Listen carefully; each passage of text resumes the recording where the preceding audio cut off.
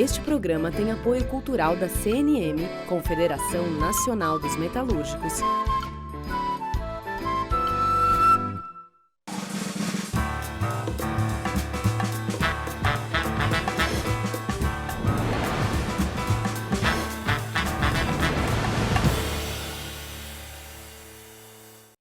Olá, começa aqui mais um Entrevistas, com a entrevistada em Paris, na casa dela, e o entrevistador na minha casa, porque obedecendo às ordens das autoridades de saúde. E hoje a nossa conversa é com uma jornalista brilhante, com uma escritora de primeira, com uma das mais respeitadas tradutoras brasileiras desde sempre. Eu vou conversar com Rosa Freire de Aguiar. E quero começar, Rosa, com uma maldade, mas que é uma coisa que eu queria entender e que eu não consigo. Por que essa fama de que tradutora é traidora? Isso faz algum sentido, não? Olá, Juca, que bom te ver aqui de Paris, muito bom poder falar com você. Não, eu acho que isso não procede, fica bonitinho como rima, né? Como diz o poeta, é rima, mas não é solução. Eu acho que tradução, na verdade, eu diria que é mais negociar. Quer dizer, tradução é negociação. Você negocia com o autor, você chega a um acordo mudo com ele, né? Você faz um contrato mudo, você do lado de cá, ele ali do lado da tela, digamos, e você vai traduzindo, dizendo, olha, do meu lado, sobretudo autor morto, né? Do meu lado, eu vou fazer o possível para trazer você para a minha língua, o melhor que eu possa, e você também vai fazer um certo esforço de me deixar driblar certos obstáculos, certas dificuldades que você, enfim, apresenta, eu vou driblando, mas no frigir dos ovos eu vou tentar trazer o máximo possível você para a minha língua. Eu acho que é mais nesse sentido de negociar. Você negocia com o texto o tempo todo. Coisa da traição, eu acho que é mais uma rima, né? Mas é bonitinha a rima, né? Para quem não sabe, se é que alguém não sabe, Rosa Freire da Aguiar foi casada durante muitos anos com Celso Furtado e é curadora da sua obra extensa e essencial obra para entender o Brasil. Antes de tratarmos de Rosa Freire da Aguiar e Celso Furtado, eu queria continuar um pouco, Rosa, na questão das traduções. Segundo suas palavras mesmo, o tradutor é um obcecado duvidante. O que quer dizer isso? Porque a gente é obcecado, eu acho que de natureza, né? Por natureza. Quer dizer, às vezes eu me flagro, essa semana mesmo eu me flagrei. Você, no meio da noite, você acorda, você diz, meu Deus, aquela palavra que eu pus lá na página 47, não é bem essa que eu quero dizer, é outra. E você fica nisso, quer dizer, você fica pensando, você fica no universo do autor. Agora eu estou numa empreitada longa, que é bem adequada ao confinamento. Eu tô fazendo com o Mário Sérgio Conte, né? O projeto é dele, na verdade, mas eu entrei para fazer junto com ele a retradução da Em Busca do Tempo Perdido, de Proust, né?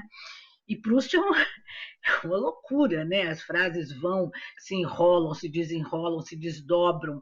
Tem horas que você tem que fazer orivesaria, tem horas que você tem vontade de dar uma marretada no Proust para ver se ele melhora, enfim. E tudo isso você fica obcecado com o texto. Eu não paro de pensar no Proust. Quer dizer, não é que eu tenha virado proustiana, não é isso, mas você pensa sem querer. E eu acho que qualquer tradutor tem isso, viu? Provavelmente, não sei, talvez escritor também tenha, romancista talvez tenha também, né, um pouco, né? Mas eu acho que o tradutor, como você fica muito tempo com um livro, ele passa meses, às vezes até mais de um ano, traduzindo um livro, você fica com aquela obsessão de se lembrar. De repente você se lembra, você está fazendo um omelete na cozinha, lembra de uma palavra, vai lá correndo, anota. Fica nisso, fica nisso. Então, acho que a obsessão é mais por aí, né? Agora, qual é o risco, Rosa? Como evitar o risco do anacronismo? Quer dizer, você tá fazendo uma releitura de Proust, que escreveu num determinado momento, em que determinadas palavras podem ter até mudado de significado. Como é? Quer dizer, tem uma pesquisa também no sentido de dar àquela palavra o significado que ela tinha quando foi escrita e não hoje? Acho que tem sim, quer dizer, não é todo autor que necessita, que demanda isso, né? Mas Ah, aí entra novamente a obsessão. Uma vez eu fiz um trabalho um pouco engraçado, eu traduzi do português luso para o português brasileiro, digamos assim, a obra de um inglês, de um americano, desculpa, que mora, que eu até conheço, ele mora em Portugal, chamado Richard Zimmler. Ele escreveu um livro, um romance chamado O Último Cabalista de Lisboa. Bem, esse livro saiu a tradução em Portugal e eu mais ou menos adaptei para o brasileiro, digamos assim. Aí eu fui indo, de repente eu caio na palavra sisal. Bom, o livro é passado em 1490 e tal, por aí, e eu caio na palavra sisal, eu fiquei com aquela coisa do sisal, eu digo, eu acho que não se usava sisal na época. Bom, eu falei com o Celso, né, meu marido, enfim, que estava vivo, aí o Celso disse, de fato não, porque sisal era o nome da cidade mexicana, onde se descobriu a fibra do sisal. Então, você não podia usar em 1495 uma palavra que só foi descoberta depois, quando o Cortés chegou ao México e descobriu depois o México, chegou ao México. Então, quer dizer, esse é uma obsessão, e ao mesmo tempo você seria um anacronismo, não seria muito grave, um anacronismo do século XVI para o XV para o XVI, mas a gente fica obcecado com isso. Agora, tem uma outra coisa que eu acho que é importante fazer, você tem a tradução literal e você tem, digamos, a tradução cultural, né? Eu sempre cito o exemplo da padaria, né? A padaria, quando você tem que traduzir de um texto francês para o português, a boulangerie na França é muito restrita, ela vende pão, ela vende doces e só. Agora, se a padaria brasileira é quase uma lanchonete, quer dizer, você entra numa padaria em São Paulo, aquela maravilha, vende Nescau, vende leite moça, vende cerveja, enfim, vende sanduíches, vende. Então, quer dizer, culturalmente, a padaria brasileira, por exemplo, não é a padaria francesa, é muito mais, é muito mais. É quase o que seria aqui uma lanchonete, ou às vezes é um mercadinho. Quer dizer, tem que ir fazendo essas adaptações da tradução cultural, né? Eu acho que tem que ir fazendo. Mas não é muito complicado, não. Dá para ir tocando isso, né? Rosa, eu queria agora que você respondesse a uma pergunta da jornalista Nahatma Nunes, da Rádio Brasil Atual. Olá, Juca, olá, Rosa, que honra participar mais uma vez aqui do programa Entrevistas. E Rosa, o período recente do Brasil, especialmente do governo Lula, com a implementação de uma política econômica de valorização do mercado interno, acabou propiciando a ascensão das classes menos favorecidas e contribuindo também com o desenvolvimento do Nordeste brasileiro.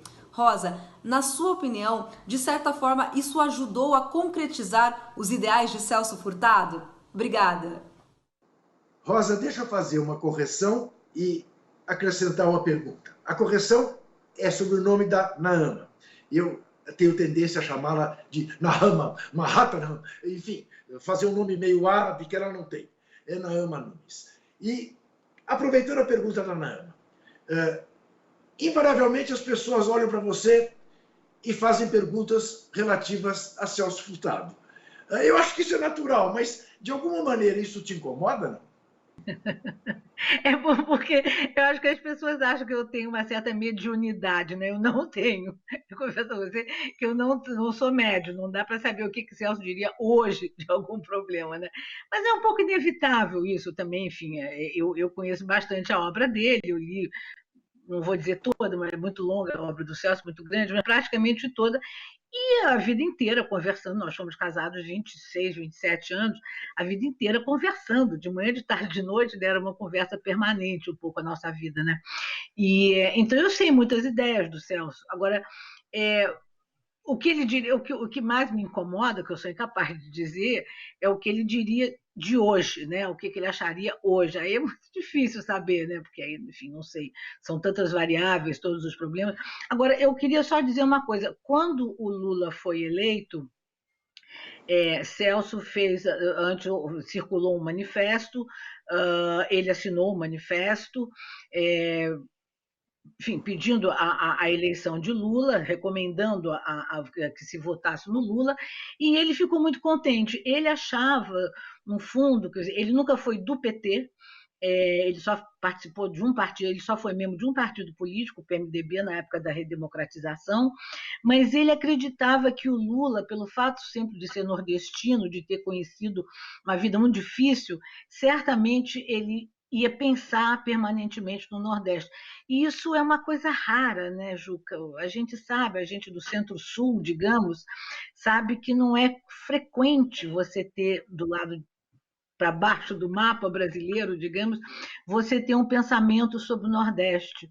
Eu estava lendo rapidamente, enfim, lendo uma coisa do Celso aqui no diário dele, em que ele diz, em 1984, ele está tendo uma reunião com a cúpula do PMDB, os chamados autênticos do PMDB, tá? O Ulisses Guimarães, o Severo Gomes, o Fernando Henrique, outras pessoas, e ele diz, eu comecei a falar sobre o Nordeste e percebo que o Nordeste não interessa a essas pessoas muito.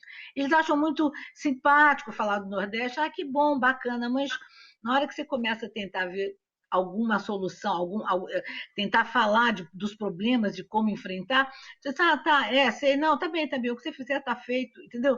Não tem assim um interesse muito grande. Então, eu acho que o Celso achava que o Lula, de fato, seria uma pessoa que poderia mudar esse estado de coisa, né?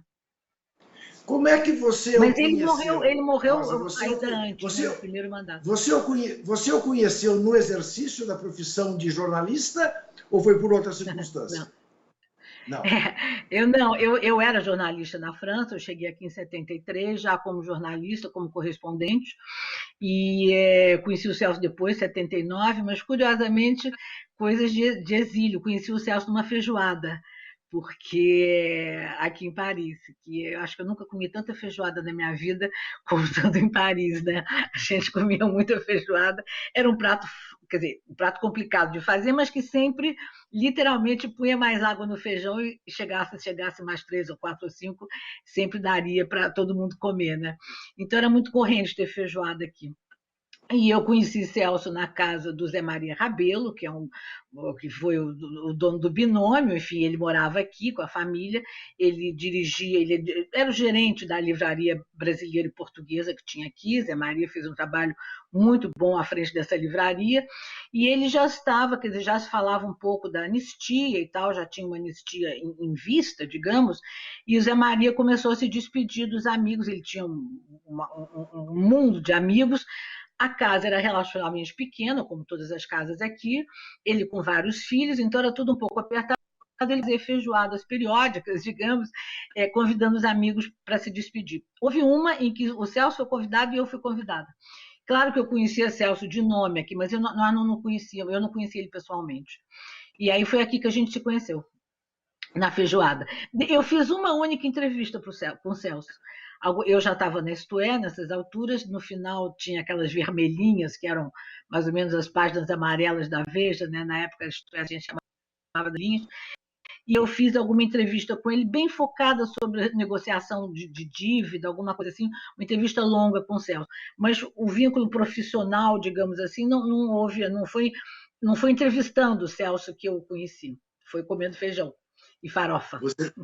Você sabe que eu tenho uma experiência amarga com esta coisa das feijoadas para exilados brasileiros em Paris, porque quando eu fui a Paris em 71 visitar minha prima e minha filhada, cujo marido havia sido morto aqui no DOI-CODE, a Maria Lígia Quartim de Moraes, que talvez você tenha conhecido, a Ia, ela me pediu, por causa das feijoadas, que levasse um pacote de farinha. E eu levei, evidentemente. Mas, Rosa, dei maior bandeira, porque esse sobrenome Kfouri, plena época de sequestros de avião, enfim, barbudo, moleque de 21 anos, quando cheguei em Orly, separaram a minha mala, no que abriram e viram aquilo ali, acharam que era cocaína, furaram, ficou lá a farinha da feijoada. Infelizmente, tempos duros, né? Tempos duros. Agora, você viveu esses tempos não como exilada. Você voltava ao Brasil quando queria, nessa Eu época. voltava ao Brasil, eu não fui, quer dizer, eu tive, como é que eu posso dizer? Eu não fui exilada. Eu tive um momento difícil no Rio de Janeiro, em 73, quando eu vim, mas nada de comparável ao que várias outras pessoas, várias outras pessoas passaram. E aí eu achei conveniente vir embora, vir para a França.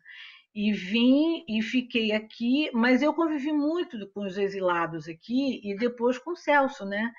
E, eu sempre tive muito respeito pelos exilados, quer dizer, exílio é uma coisa muito dura, você deve saber disso pela enfim, sua prima, a Quartim de Moraes. É muito duro, e a gente sentia o sofrimento de alguns mais, outros menos, mas tinha sempre uma espécie de alguma coisa que diferenciava as pessoas que estavam aqui e que não podiam voltar ao Brasil. É muita dureza. Exílio, como disse alguém, não é para qualquer um, viu? Exílio é uma coisa realmente muito dura. E eu convivi muito com esse lado. Né? Sem dúvida nenhuma. Rosa, vou fazer um breve intervalo e a gente volta em seguida. Até já.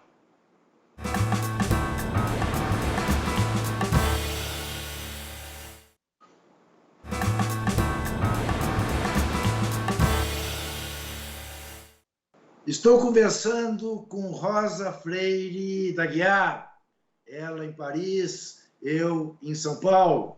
Rosa, que é jornalista, Rosa, que é escritora, Rosa, que é uma magnífica tradutora, Rosa, que é curadora da obra essencial de Celso Furtado, este paraibano que tanto contribuiu para o pensamento econômico brasileiro e que tanta falta nos faz com suas luzes. Eu depois vou querer conversar com a Rosa um pouco sobre a minha curta experiência com o professor Celso Furtado, quando ele deu um curso aqui na PUC de São Paulo, um curso rápido, mas eu tive o privilégio de ter sido aluno dele durante esse curso.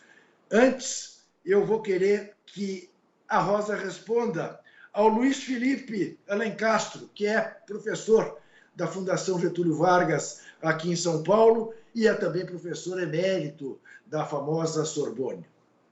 Olá, Rosa.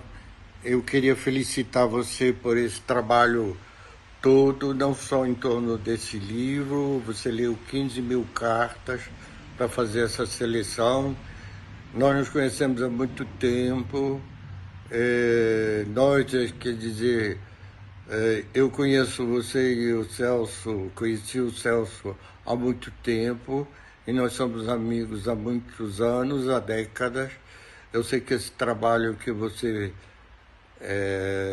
prossegue agora começou, de edição das obras dele, começou há muitos anos, bem antes da morte dele, e eu queria fazer uma pergunta para você em torno de um assunto que a gente já discutiu, como explicar que ele nunca deu aula no Brasil regularmente. Eu sei um pouco disso, mas seria interessante explicar isso para os nossos espectadores. Muito obrigado.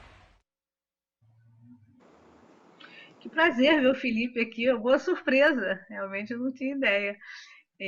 Felipe, de fato, a gente se conhece há muitos anos e Felipe fez o pós-fácil desse livro que eu estou lançando agora, por esses dias, sobre as cartas de Celso. De fato, enfim, o Juca falou agora do curso que Celso deu na PUC em 75. Foi a única vez, Juca, que Celso pôde lecionar no Brasil. A única vez que o Celso foi professor do Brasil foi exatamente aquele semestre na PUC em 75, atendendo a um pedido quer dizer, a sugestão foi feita por Dom Paulo Arnes de abrir, digamos, a PUC para pessoas que estavam no exílio. Um deles que também foi chamado nessa mesma ocasião foi Plínio de Arruda Sampaio, e Celso foi outro, mas foi um semestre só. De fato, quando o Celso chegou, foi trabalhar com Juscelino nos anos 58, por aí, ele se candidatou. O Celso fez direito, né? Ele fez economia depois. Ele fez primeiro direito na Faculdade Nacional de Direito, no Rio, e quando ele volta, ele morou fora há muitos anos, na CEPAL, quando ele volta para o Brasil em 58, ele, 59, 60, por aí, ele se candidata a uma disciplina econômica na Faculdade de Direito. Haveria um concurso. E ele apresentou toda a documentação. Há pouco tempo eu caí nos arquivos dele, eu caí nessa documentação, faz inclusive uma espécie de como se fosse um trabalho, como se fosse assim, uma dissertação para apresentar para o concurso, né? Assim, juntando todas as provas. E curioso que ele, nesse momento, ele mostra também, eu descobri isso outro dia, porque a Faculdade de Direito começou a criar problemas. Um dos problemas que ela criou, em termos de documentação, que Celso teria que apresentar, é que Celso não tinha nada a ver com direito. A tese dele teria sido em economia e não em direito. Acho que era um pouco de picuinha, digamos assim, da Faculdade de Direito. E ele, então, ele prova por A mais B, e é fato isso, que, na verdade, quando ele se forma, que faz o doutorado dele na França em economia, na verdade, ele faz na faculdade, na época era junto, era a Faculdade de Direito e Ciências Econômicas de Paris, que era a Sorbonne, né? Então, o diploma dele de doutor, ele é doutor em Direito e Ciências Econômicas. Quer dizer, ele era também doutor em Direito, né? Mas, enfim, houve uma série assim, de exigências talvez um pouco esdrúxulas da parte da Faculdade de Direito, e ele nunca conseguiu se datar. Quando finalmente estava toda a documentação junta, eu tenho, inclusive, esse trabalho acadêmico que ele apresentou, o concurso, eles não abriam o concurso. Eu não posso, é difícil a gente dizer fazer alguma ilação a partir daí, mas o fato é que quando veio o golpe de 64, meses depois o concurso foi feito e outra pessoa foi admitida, eu não sei quem é, nem quero saber também, foi admitida nessa cadeira. Então, de fato, foi a única experiência de Celso tentando ser professor de uma faculdade pública, na qual ele tinha estudado, e ele não conseguiu. E depois ele só foi professor no exterior. No exterior ele foi professor de várias faculdades, mas no Brasil, de fato, ele nunca conseguiu. Quer dizer, a única vez que ele se candidatou, não abriu um concurso. E bastou ele ir embora para o exterior como exilado, aí o concurso foi realizado, né? Enfim, alguém entrou para a faculdade. Aí ele teve essa chance, foi essa chance a que você se refere, de fazer esse semestre. Juca, quando ele vai para a PUC, tem cartas dele que eu estou publicando nesse livro. A ideia dele era voltar para o Brasil, quer dizer, a ideia dele era trocar. Tem uma carta dele em que ele diz: a minha ideia agora é ficar quase o ano inteiro no Brasil e fazer os meus seminários na França, juntar em 2, 3 meses para ficar 3 meses na França ou 4 e passar a maior parte do meu tempo no Brasil me dedicando ao ensino. Mas aí como é que eu posso dizer? Ele ficou com a sensação de que era cedo. Foi o ano da morte do Herzog, foi aquele semestre, em 75, e o Celso é uma pessoa muito discreta, muito reservada, ele ficou morando num apartamentozinho ali em Perdizes, perto da PUC, e chegou a ter, porque alguém descobriu, enfim, ele tinha a vida muito reservada realmente, mas alguém descobriu, houve inclusive uma passeata da TFP, que, para quem não se lembra, era um grupo de extrema-direita da época, debaixo da janela dele. Quer dizer, e ainda houve punições na universidade, porque gente que estava querendo falar com ele de certos assuntos, quer dizer, ainda era um momento muito...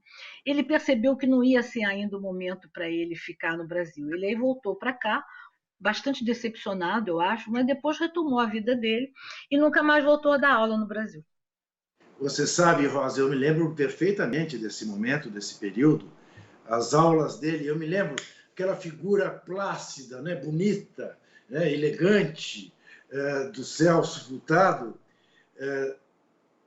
ao mesmo tempo em que as aulas eram profundamente tensas, porque lá fora havia protestos, havia burburinho, havia iminência de uma violência, de alguma coisa como tinha acontecido no Teatro de Arena com a peça do Chico Buarque. Né? Parece mentira que a gente tenha vivido isso, e mais, né, Rosa? Parece mentira que hoje haja quem queira, de alguma maneira, tenha nostalgia desses tempos, né? Muitos por ignorar o que foi isso, né? Um professor como Celso Furtado. Agora, já que falamos das cartas, deixa eu aprofundar. Correspondência Intelectual, esse é o nome do livro pela Companhia das Letras, é isso? Em que pé estamos? É isso. Isso, então, o livro, por acaso, está saindo hoje, quer dizer, quem estava em pré-venda o livro, quem comprou em pré-venda a versão do e-book, né, por acaso está recebendo hoje, dia 7 de abril, está recebendo hoje, e daqui mais uns 3 ou 4 ou 5 dias sai o livro em papel, deve começar a circular, evidentemente, pelas livrarias. É claro que foi um momento complicado fazer esse livro durante a pandemia. Ano passado, 2020, foi centenário de nascimento do Celso. E eu tinha, então, fechado com a Companhia das Letras 2 projetos editoriais, né, em torno do centenário. Na verdade, um saiu um pouquinho antes do centenário, saiu em novembro de 2019, e o outro está saindo um pouco depois do centenário, em abril de 2021. Né? Mas a ideia é o seguinte, quer dizer, eu comecei a ler, primeiro eu queria fazer só as cartas do exílio. Como eu já falei rapidamente com você, o exílio é um momento muito marcante na vida de Celso, eu acho, na vida de todos os brasileiros que saíram, que foram obrigados a se exilar. Não é fácil, você sente, inclusive nas cartas, você sente que não é a mesma pessoa que fala, que escreve numa carta na época em que ele está exilado e que escreve depois numa carta em que ele já voltou para o país, já retomou digamos, o seu cargo como professor. Isso é visível nas cartas, é visível. E eu queria fazer só mais sobre o exílio. Eram muitas cartas, elas estavam aqui em Paris, porque Celso foi a época que ele também que ele viveu aqui 20 anos, né, 21 anos, e era a época, evidentemente, em que ele mais se correspondeu com os amigos, foram os anos do exílio, evidente, que teve mais esse diálogo epistolar, foram nos anos do exílio. Né? E eu comecei a ler essas cartas, e é um mar de cartas. O Felipe falou 15 mil cartas, mas é isso mesmo. Eu fiz um cálculo bastante aproximado, bastante rígido, e é isso mesmo, dá mais ou menos, tem umas 10 mil do exílio. Ele recebia, em média, umas 400 cartas por ano, mais ou menos. E eu tenho as cartas também que ele mandava, não todas, evidentemente, mas tem umas 80, 100 cartas por ano das cópias. Celso era bom datilógrafo. Aliás, era muito bom datilógrafo. E ele, então, aquela coisa que talvez a garotada não saiba que existiu um dia, tinha máquina de escrever. Então, e papel carbono, né? Tinha o papel carbono e a máquina de escrever. Então, ele escrevia, e com algumas cartas que ele achava que ele ia ter que se referir a elas depois, por alguma razão, ou tomá-las de novo para alguma outra providência, ele deixava uma cópia. Então, eu tenho essas cópias aqui, e a minha ideia era fazer só as cartas do exílio. E é um núcleo, digamos, do livro, e é fantástico, viu, Juca? Agora eu reli o livro na prova final, né, da editora, e é um livro que eu acho que é um pouco único, porque livro de correspondência, em geral, são 2 pessoas, né? Você tem o livro Manuel de Bandeira com Gilberto Freire, Mário de Andrade com os vários, né, interlocutores, e tem várias pessoas que se comunicaram, se escreveram muito, né, se corresponderam muito com Mário de Andrade. Neste livro de Celso, não, na verdade, tem horas que você tem a impressão que eles estão em torno de uma mesa, batendo papo e conversando, porque, por exemplo, tem as cartas de Celso, quando chega na França, escreve para o Fernando Henrique, que estava, logo depois do golpe, no Chile. Então, ele comenta um artigo de Fernando, comenta alguma teoria nova que Fernando está elaborando. Fernando Henrique, por sua vez, comenta um artigo do Celso com o Luciano Martins, que era o sociólogo que estava no Brasil. Luciano Martins, por sua vez, comenta com Hélio Jaguaribe, que comenta com o Celso. Então, você tem a impressão, às vezes, que eles estão de fato, conversando numa mesa, entendeu? Quer dizer, é um livro de cartas, de diálogo epistolar, mas em torno de... Quer dizer, eu reuni são 80 interlocutores, eu selecionei 300 cartas, e de 80 interlocutores, dos quais uns 55, 60 brasileiros e uns 20 estrangeiros. Dos brasileiros, aí você vê, é um momento importante, quer dizer, você tem, eu vou lembrar mais ou menos, quer dizer, você tem Antônio Calado, Antônio Cândido, Florestan, Fernando Henrique, Francisco de Oliveira, Francisco Verfort, Thiago de Mello, Hélio de Aguari, Ribeiro, enfim, tem Otaviani, tem uma boa turma da época, e que estava no exílio ou não. E dos estrangeiros tem vários da CEPAL, vários economistas latino-americanos, tem americanos como Albert Hirschman, por exemplo, Charles Wogley, que também são professores americanos, tem muitos economistas de Cambridge, da escola, digamos, dos primeiros keynesianos com quem Celso trabalhou e estudou, então ele fez muito contato. Enfim, é um livro que eu acho que mostra ali uma espécie de é quase que um laboratório, entendeu? Tem hora que você tem a impressão que é um laboratório de ideias, as ideias se formando, se fazendo, entre um bom conjunto de intelectuais, políticos, né, dos anos 60, 70, 80, enfim, vem até 2004, até o ano que Celso morreu. Mas, se eu não estou enganado, começa a primeira carta de 49. Então, é de 49, então, é isso mesmo. Quer dizer, essa carta, Celso é de 20, ele faz a tese, ele faz a tese na França, ele volta da França para o Brasil em 48, já doutor em economia, né? E no ano seguinte ele vai para a CEPAL, que era aquela agência das Nações Unidas, recém-criada, né? 48, 49, ele vai para a CEPAL e ele chega lá ainda antes do Raul Prebisch, que era o grande economista que foi depois secretário-geral da CEPAL durante anos e firmou a CEPAL, né? Enfim, o Celso foi daquela primeira geração da CEPAL, né? Dos fundadores da CEPAL. E essa carta, curiosamente, é a primeira carta, eu pus um pouco de propósito, é a primeira carta do Prebisch para o Celso. O Prebisch não estava na CEPAL ainda.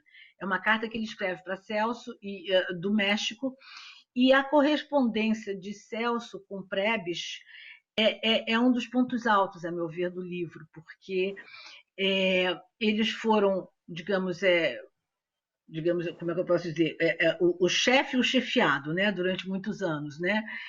Mas é uma espécie, e a correspondência se desdobra durante uns 40, 50 anos, a primeira carta é de 1949, e é sempre uma relação de muita admiração mútua, de muito respeito, e eles tiveram muita correspondência quando o Celso vai para o Brasil, de 53 a 55, tomar conta, quer dizer, presidir um grupo misto entre a CEPAL e o BNDE. BNDE, na época não tinha o S ainda, né? Então, ali tem uma espécie... O Celso faz um longo estudo sobre a economia brasileira, que depois vai servir de apoio ao plano de metas do Juscelino, e naquele momento ele escreve para Prebisch praticamente a cada 10 dias. Quer dizer, então tem uma correspondência muito densa e muito importante entre os dois. Eu acho que vai ser uma dos grandes eixos desse livro para pesquisadores. Eu acho que vai ser essa correspondência de Celso com Prebisch, que exatamente a primeira carta é de 49. Aí já tem alguma coisa relativa à teoria da dependência, Rosa? Curiosamente tem, quer dizer, tem exatamente a discussão, tem uma discussão teórica, né?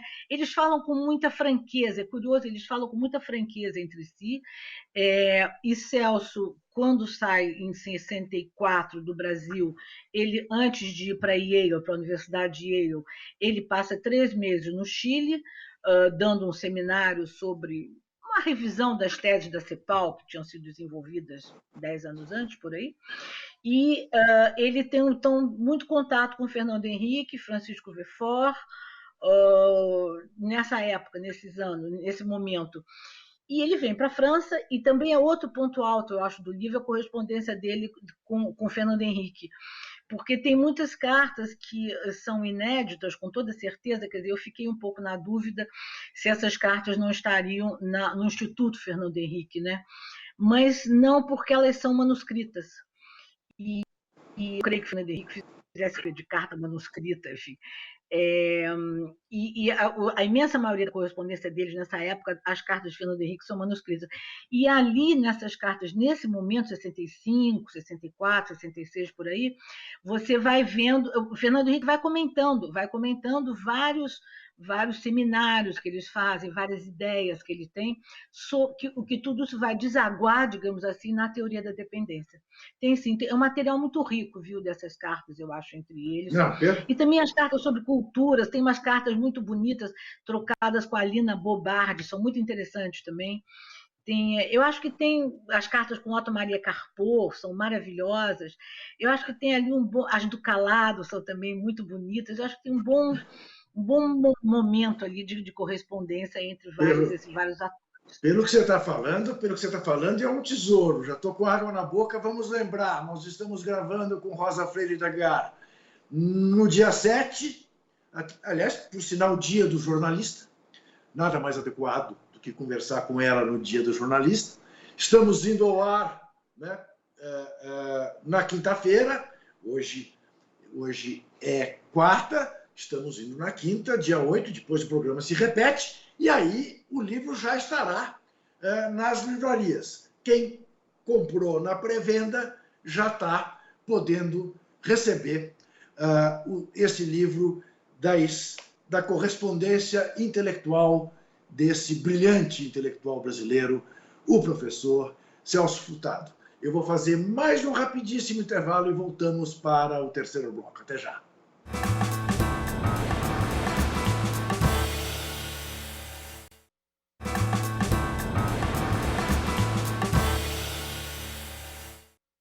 Converso com a jornalista, tradutora, converso com a curadora da obra de Celso Furtado, com Rosa Freire d'Aguiar. E vou colocar agora uma pergunta que vem do Nordeste, que vem de Pernambuco.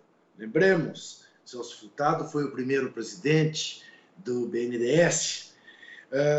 E essa pergunta vem de um intelectual do DIEESE, do Recife, por coincidência, homônimo do Chico de Oliveira, a quem a Rosa se referiu no segundo bloco.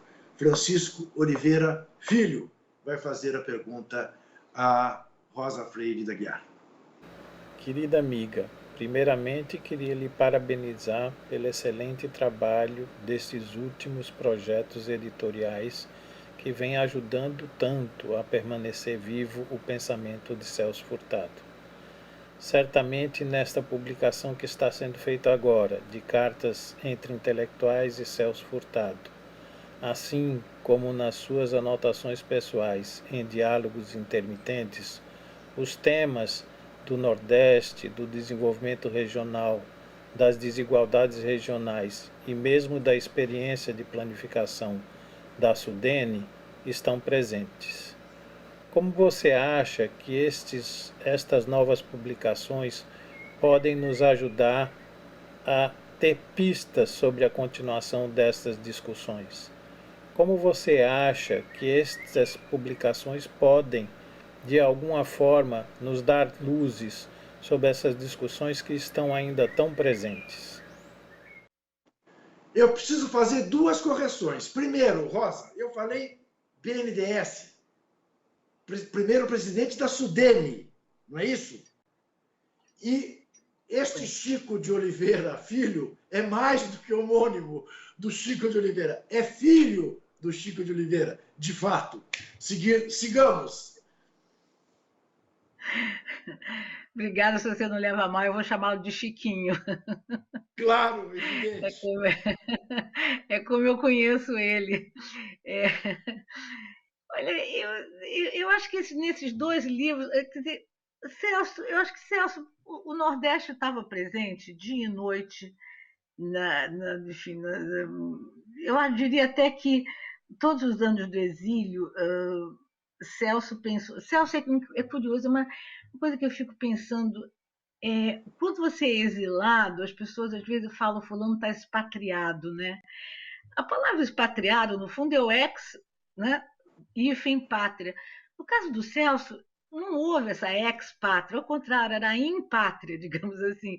Ele podia estar longe da pátria, mas a pátria estava nele. Quer dizer, isso eu sentia muito em Exilados, e em Celso, sobretudo. Celso pensava o Brasil no exílio, no exílio. O tempo todo, o tempo todo. E o Nordeste, para ele nunca, eu acho que ele fazia, estava certíssimo, eu via gente que pensava diferente. O Nordeste, não dá para pensar o Nordeste sozinho, o Nordeste é dentro do Brasil, e o Brasil é dentro de um conjunto maior, quer dizer, não dá para você... Agora, evidentemente, o Nordeste tem especificidades que aí ele tentou, enfim, estudar e agir sobre elas e mudá-las em algumas especificidades que não são das mais adequadas, digamos, várias vezes. O que eu acho curioso nesses diários, sobretudo nos diários que eu publiquei em final de 2019, são, como é que eu posso dizer, são as voltas dele ao Nordeste. Por exemplo, ele vem em 64, ele é exilado, né? Ele tem os direitos políticos dele cassados por 10 anos. Em 74, 10 anos depois, ele recupera os direitos políticos e ele vai ao Brasil. Bem, e ele vai ao Nordeste.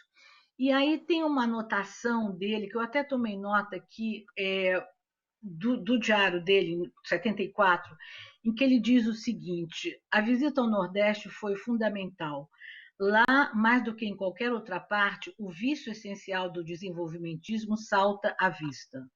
Não há dúvida de que o que foi feito é muito diferente do que eu havia imaginado, pois os investimentos de caráter social foram reduzidos ou foram brutalmente deformados.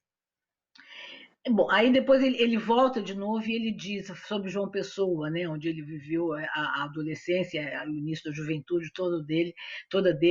Ele diz algo parecido, dizendo: a cidade cresceu e se transformou, é impressionante o investimento realizado em casas de luxo, em obras suntuárias, mas é perfeitamente claro que o adicional gerado pelo desenvolvimento foi absorvido em obras que tendem a fazer a vida mais adequada e mais moderna, mas apenas para a classe média. Esses jardins suspensos me lembram realmente uns que havia em Poubal e que me horrorizaram e que hoje em dia foram generalizados. Quer dizer, a ideia que eu tenho de pensamentos de Celso é sempre de ver essa dicotomia entre o crescimento econômico e o desenvolvimento. Isso para ele estava sempre muito claro no Nordeste, cada vez que ele ia ao Nordeste.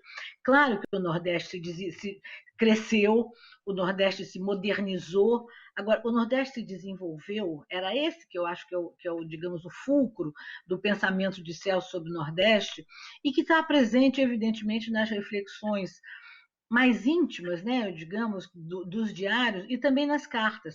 Nas cartas, inclusive, há uma troca muito grande entre e Francisco de Oliveira, o pai do nosso Chiquinho, sobre o Nordeste. Quer dizer, neste momento, Chico Oliveira, pai, né, está na Guatemala, exilado, Celso aqui na França. Eles trocam muitas cartas sobre o que é o desenvolvimento, a dicotomia entre desenvolvimento e crescimento.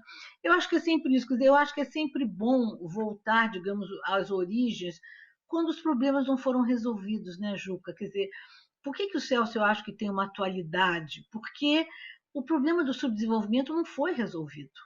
Então, você tem que voltar a quem pensou sobre ele, a quem, antes de nós, já teve um pensamento, já elaborou um diagnóstico, um prognóstico, um receituário, digamos, evidentemente com todas as mudanças, com tudo que há de diferente nos anos 50, 60, 70 e hoje.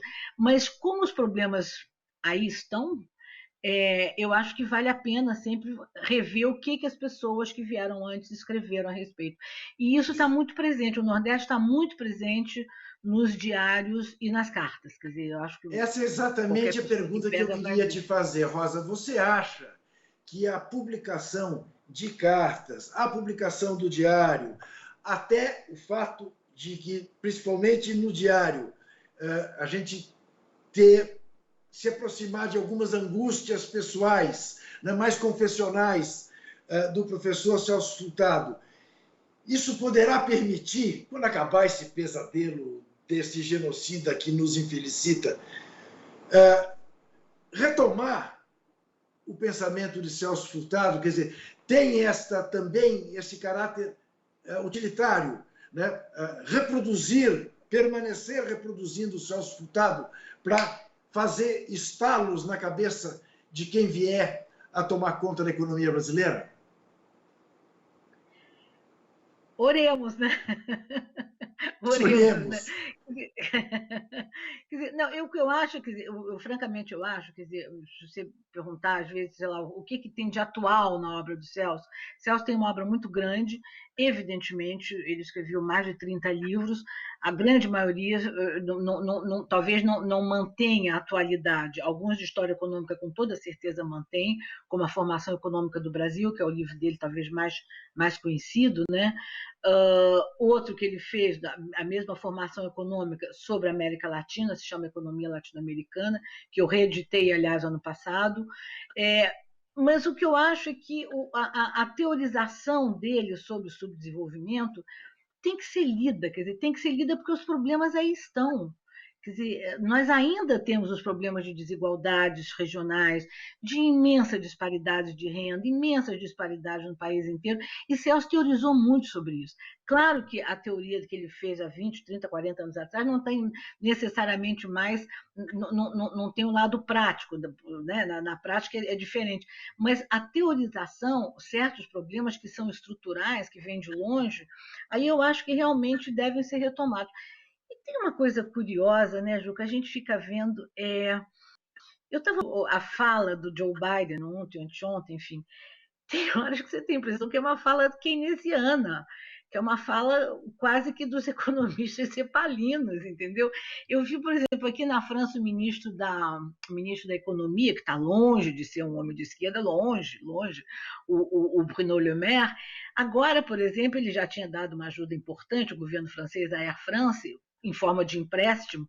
Ontem ele comunicou que esse empréstimo agora deixou de ser empréstimo e o Estado francês torna a ser acionista da Air France. Quer dizer, houve em 30%, ou seja, houve uma pequena nacionalização da Air France, agora, essa semana, está havendo. Quer dizer, o Estado como indutor do desenvolvimento, talvez até pela pandemia, está brotando aqui e acolá, e não são governos de esquerda, chamar o Macron de um governo de esquerda. Você não pode chamar a Merkel de uma senhora de esquerda, não é isso. Mas o Estado, como indutor, eu não quero dizer que ele promova necessariamente, mas que ele induza o desenvolvimento. O que é o Estado francês querer reassumir 30% da empresa, que é uma empresa importante em termos de soberania, inclusive empresa aérea, como a Air France? É isso. Quer dizer, então eu acho que esse pensamento, a gente não sabe o que vai acontecer, né? Mas talvez volte a ter uma renovada atualidade, o pensamento de Celso, e aquela corrente um pouco nacional desenvolvimentista, um pouco nas ideias da velha CEPAL. Isso talvez volte a ter importância, né, no momento desse do pós-pandemia, se bem que a gente não sabe bem o que vai acontecer, né? Mas é curioso ver pequenos surtos, digamos assim, de uma como é que eu posso dizer, uma teorização mais da maior presença do Estado. Quer dizer, do Estado induzindo... Seja como for, né, Rosa, é de fato absolutamente surpreendente a gente ver Joe Biden dizendo ao povo americano: a economia americana não nasceu em Wall Street, a economia americana nasceu nos sindicatos, é necessário fortalecer os sindicatos. Né? E eu acho que com tal clareza a questão da pandemia traz a necessidade, né, da interferência estatal na saúde, né, que acho que até o mais renitente dos neoliberais se deu conta disso, né, que não dá para deixar a saúde apenas na mão do capital privado. Mas, enfim, Rosa, eu queria retomar um pouco a tua trajetória, porque, de repente, você se vê deixando de ser jornalista até por uma certa perseguição. Eu sei, eu não quero que você entre em detalhes, mas eu sei da história, né? Porque, afinal, você era casada com o Celso Furtado e isso podia, de alguma maneira, interferir na sua imparcialidade. Enfim, como é se transformar, de repente, de jornalista em embaixatriz? Ainda teve esse capítulo, né? Tinha até esquecido desse capítulo. A coisa da vida vai levando, né? A gente não imagina que essas coisas vão acontecendo. E, na verdade, de fato, quando eu estava aqui de correspondente, quando o Celso é nomeado embaixador do Brasil junto à Comunidade Econômica Europeia, na época que se chamava, hoje é a União Europeia, né?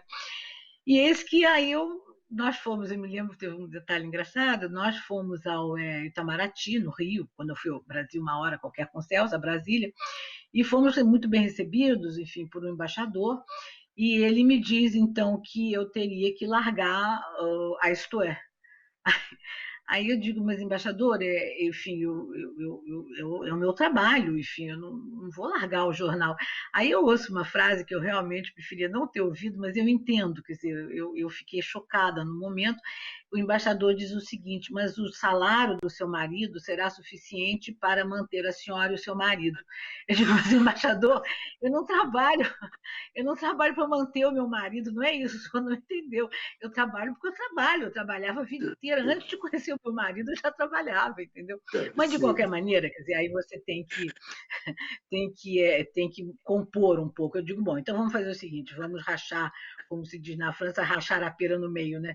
Eu deixo de fazer, que era o que eu mais gostava, aliás, eu deixo de fazer política internacional, deixo de fazer economia, que era também que eu gostava muito, e fico com a sociedade, cultura, como a revista Isto É dava para fazer isso, tinha uma parte grande, uma editoria de sociedade, de cultura, enfim. Então eu fiquei fazendo só isso. Agora tinha umas coisas engraçadas, quer dizer, na época era telex, então eu fazia as matérias em casa. Parece que a gente está falando da Idade Média, né, Juca? Mamma mia. Eu batia as matérias na máquina de escrever, né? E ia levar no telex, né? Lá em Bruxelas. E, às vezes, Bruxelas é um país fascinante, e como é um país de realeza, né, tem o rei e a rainha, tem um protocolo muito, muito sofisticado. Então, a gente ia jantar em restaurante, nós tínhamos convite para ir jantar em restaurante de roupa comprida. Eu ia de vestido comprido e o Celso ia de smoking. No restaurante, não era nem em casa das pessoas, não, no restaurante. Então, aconteceu algumas vezes, antes de eu ir para o restaurante, eu passar pelo telex. Então eu entrava muito arrumada, pintada, com brinco, batom, joia, não sei o que, roupa comprida, salto alto. Eu entrava no telex, as pessoas que eram no centro da cidade, as pessoas, o telexista me olhava e disse, meu Deus, de onde saiu essa criatura que vem trazer matéria às 8h30 da noite, mas eu deixava as matérias no telex antes de ir para os jantares, né? Deu para ir levando. Agora, quando nós fomos para Brasília, aí foi diferente, aí realmente não deu. Quer dizer, Celso sendo ministro, aí é mais complicado. Aí eu larguei o jornal e aí, mas aí foi uma boa, uma boa mudança, porque aí eu comecei a trabalhar em editora e adorei, estou desde então no mercado editorial e gosto muito. Quer dizer, deu para fazer essa mudança, né? E felizmente eu consegui fazer. O que prova apenas e tão somente que aquele ditado sobre atrás de um grande homem sempre há uma grande mulher não é verdadeiro, é apenas mais uma máxima machista. Porque atrás de uma grande mulher, no caso, houve um grande homem. Atrás de Rosa Freire da Aguiar, houve Celso Furtado, a quem a gente jamais se cansará de prestar homenagens. Rosa, querida, muitíssimo obrigado por este papo parisiense. Quem sabe, em breve, poderemos nos ver pessoalmente. Muito obrigado por essa entrevista, muito obrigado por dedicar seu tempo à TVT. Muito obrigada, Juca. Eu fiquei muito feliz de poder falar um pouco da obra de Celso, de mim, enfim, de tanta história. E quem sabe em breve a gente vai brindar cara a cara, né? Não precisa mais ser através da tela, né? Eu te agradeço muito. Muito obrigada, Juca. Nós que agradecemos. E você sabe, quinta-feira que vem, 9h30 da noite, teremos novo programa Entrevistas aqui na TVT. Como você sabe também que desesperar jamais.